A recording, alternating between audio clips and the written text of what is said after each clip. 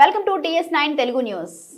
సిద్దిపేట జిల్లా BC SC ST JAC ఆధ్వర్యంలో round table సమావేశం నిర్వహించడం జరిగింది. సమావేశంలో జేఏసీ నాయకులు మాట్లాడుతూ ఈ ఉద్యమం అనేది మన తెలంగాణ కోసం ఎన్ని పార్టీలు అన్ని పార్టీలు పక్కన పెట్టి ఎట్లా చేసామో జిల్లాలో రాష్ట్రాల అమలు అవుతుంది. మనం ఏదైనా ఒక రెడ్డి దగ్గర పోయి బతుకుతున్నాం, ఓట్లు ఎత్తున్నాం అని సీటీ ఇవ్వమంటున్నాం. ప్రతిదానికి అడుగుతున్నాం. అది ఇదే మనం అన్ని పార్టీలలో ఒక పక్క చదివితే మనమే ప్రైమ్ మినిస్టర్ అయితే, మనమే సీఎం అయితే మన పిల్లలకి మన భవిష్యత్తు ఉంటుంది. అందరికీ కలిసి ఇప్పుడు తెలంగాణ ఆంధ్ర విడిపోయినప్పుడు లగడా పార్టీ అంటాడు, అందరూ వన్ సైడ్ అయినారు.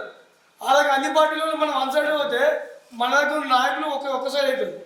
ఈ ఎమ్మెల్యేలు ఎంపీలు అంతా వాళ్ళు ఓట్లు వేసిన మనం అన్ని పార్టీలలో కలిసి రాష్ట్రంలో ఒత్తిడి చేసినప్పుడు అభివృద్ధి అయితే అందరూ న్యాయం జరుగుతుంది. నాకు వినబోతాం. ఇప్పుడు ఏదైతే ఇస్తున్నాం 40% రిజర్వేషన్ గురించి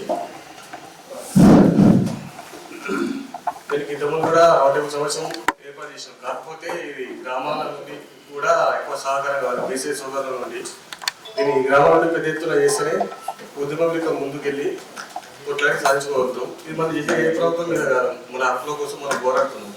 వీటి కోసం ఎంత ముందుకెళ్ళడానికైనా ఏ కార్యక్రమం చేయడానికైనా మా బహుజనులకు పట్టుదల పూర్తి ముందు ప్రకటిస్తుంది.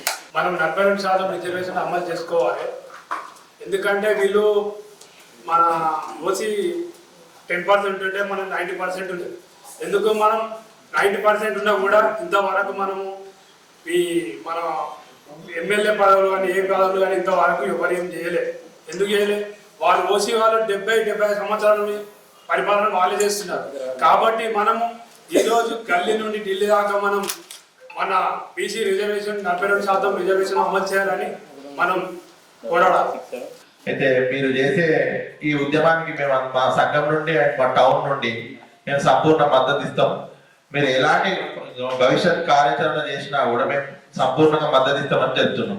ఈరోజు మన 42% రిజర్వేషన్ అనేది మొట్టమొదటిగా మనకు గౌరవ రేవంత్ రెడ్డి గారు ప్రవేశపెట్టిండు కానీ నువ్వు ఇచ్చినట్టుగా నేను ఇచ్చినట్టుగా అనే ప్రయత్నంలో ఇప్పుడు అట్లా జరుగుతుంది.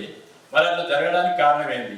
ఇప్పుడు వాళ్ళు ఏమంటారు, ఇది చేయాల్సింది ఎవరు, బీజేపీ చేయాలి, వాళ్ళు ఛాయ్ తాగినంత కాదు వాళ్ళు చేయాలనుకుంటే అనేమో రేవంత్ రెడ్డి అంటాడు. మరి ఛాయ్ ఎవరు తాగుతలేరు, ఎందుకు తాగుతలేరు? మరి ప్రధానమంత్రి కూడా బీసీఏనే, మరి ఎందుకు చేస్తలేదు? అక్కడ దాకా ఎందుకు పోతలేదు? మనం ఎన్నోసార్లు ఇక్కడ రౌండ్ టేబుల్ సమావేశాలు పెడుతున్నాము, ఇట్లాంటి విషయాలన్నీ మాట్లాడుకుంటున్నాము. మొన్న సిద్దిపేటలో విషయాలన్నీ మనం ఒక భోజనం చేసినాము, పంట వార్పు చేసినాము, ఇటువంటి రౌండ్ టేబుల్ విషయం రెండోసారి పెట్టుకున్నాము. కానీ రాబోయే రోజుల్లో ఇంకా కూడా పెట్టమని కాదు. మరి ఎందుకు మనం ఒక దగ్గర ఒకటి ఉంటే ఇప్పుడు మనం పొయ్యి ఒక దగ్గర పెట్టి బియ్యం ఒక దగ్గర పెట్టినట్టు అయిన పరిస్థితి అనిపిస్తుంది నాకైతే. ఇప్పుడు పొయ్యిలో పెడితే బియ్యం ఢిల్లీలో ఉండే, ఎక్కడికి వెళ్ళి అవుతుంది ఇది? మరి అక్కడ చేయాలంటే అక్కడ ఎవరు మాట్లాడాలి? అక్కడ ఉన్నటువంటి ఎవరు మాట్లాడాలి? అక్కడ ఉన్నటువంటి ఇప్పుడున్నటువంటి దానికి సంబంధించినటువంటి ఇప్పుడు ఏదైతే 8 మంది ఎమ్మెల్యేలు ఎంపీలు ఉన్నారో వాళ్ళ తరఫున వాళ్ళు పోయి అక్కడ మరి సిద్దిపేటలో కానీ మొట్టమొదటిగా సిద్దిపేటలో స్టార్ట్ అయింది ఉద్యమం. మరి ఇది రాను రాష్ట్ర వ్యాప్తంగా జరిగే అవకాశం ప్రమాదం ఉన్నది. మరి అట్లాంటిది దాన్ని మనం ఎట్లా చేద్దాం అని ఈ బీజేపీకి సంబంధించిన పెద్దలు అందరు కలిసి ఒకసారి ఎంపీలు కానీ ఎమ్మెల్యేలు కానీ ఇప్పుడు మన సిద్దిపేటకు సంబంధించి మన మెదక్ జిల్లా కలిసి మన ఎంపీ రఘునందన్ రావు గారు ఉన్నారు. మనం ఎంపీకి మనం ఏంటి బీసీలమే ఓట్లు ఎక్కువ వేసాం. ఇక్కడ రావులో రెడ్డిలో ఎవరో వేస్తే రఘునందన్ రావు గెలవలేదు, ఓన్లీ బీసీల వల్లనే రఘునందన్ రావు గెలిచాడు. అంటే ఆయన ఒక్కరినే నేను అంటలేను, ఆయన నిందించడం లేదు. కాకపోతే ఇవాళ కావాల్సింది ఇవాళ చట్టసభలలో చట్టం చేయాల్సిందంటే వాళ్ళు మాట్లాడాల్సిందంటే ఇవాళ పార్లమెంటులో పోయి వాళ్ళు అక్కడ బీసీ ఉద్యమం లేవనెత్తుతుంది. మరి ఇది గట్లే ఫస్ట్ లో స్టార్టింగ్ లో ఈజిప్ట్ ఉద్యమం మొదలైనప్పుడు లైట్ గా తీసుకున్నారు, తర్వాత తెలంగాణ ఉద్యమం మొదలైనప్పుడు లైట్ గా తీసుకున్నారు.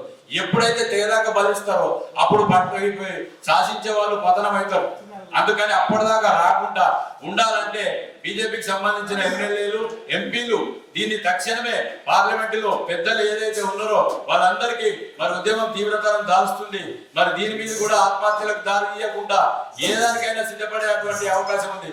ఈ 42% రిజర్వేషన్ ఇప్పుడు ఏంటి, ఇలా కాకపోతే నిన్న రేపు అయిపోతుంది. ఈ రోజు ఆల్రెడీ కలెక్టర్లకు ఇవాళ మధ్యాహ్నం 2 గంటలకు కలెక్టర్లకు పోలీసులకు ఆదేశాలు ఇచ్చాడు రేవంత్ రెడ్డి.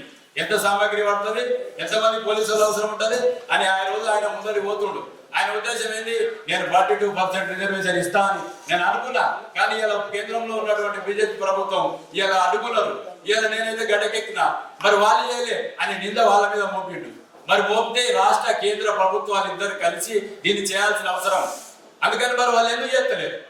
ఎవరు చేస్తలేరు? మేమందరం మద్దతు అంటారు. మరి మద్దతు లేదు ఎవరు? బీసీ, ఎస్సీ, ఎస్టీ, మైనార్టీ అంటారు. మనం రౌండ్ టేబుల్ సమావేశాలు అన్ని ఇప్పటి వరకు పెట్టుకుంటున్నాం. కానీ ఎస్టీలు, బీసీలు, మైనార్టీలు వస్తలేరు. మరి మనం చేసే దాంట్లో మైనార్టీలు కూడా పాల్గొంటలేరు. మా బండి సంజయ్ అని అంటాడు, ముల్లారం కట్టినోడు ఒక్కడైనా వాళ్ళకి ఎందుకు ఇస్తాం మేమంటాడు. మరి ఆయన వర్సెంట్, ఆయన స్టేట్, ఆయన అట్లా అంటాడు. మరి ఎక్కడ పోతుంది ఇది? ఎందుకు పోతుంది? ఎందుకు వస్తలేదు? ఎస్సీ మేము ఎందుకు ఆగినాం? మరి ఆ ముళ్ళు ఏడుంది, కిట్కు ఏడుంది. మరి అట్లా కాకపోతే ఆ క్లాస్ తీసేస్తామా? తీసేయమా? మరి ఆ క్లాస్ తీసేసినాక బీసీలకు ఇస్తామా అని ఆ విషయం అనే చెప్పాలి. మరి అట్లా చెప్తలేరు, ఇట్లా చెప్తలేరు. ఎట్లా అనేది ఇది ఏడ ముళ్ళు అన్నది మన ఉద్యోగం ఎట్లా చేయాలి, ఏం కదా, ఎట్లా చేస్తే మనకు ఇది కేంద్రం దాకా పోతుంది. కేంద్రం దాకా పోయినాకనే ఇది సాల్వ్ అవుతుంది. మనం ఇట్లాంటి రౌండ్ టేబుల్ ఎన్ని పెట్టినా కానీ ఈడ సిద్దిపేట దాటది. కాకపోతే ఉద్యమాలు ఒత్తిడి వల్లనే అవుతుంది, కాదంటలేము.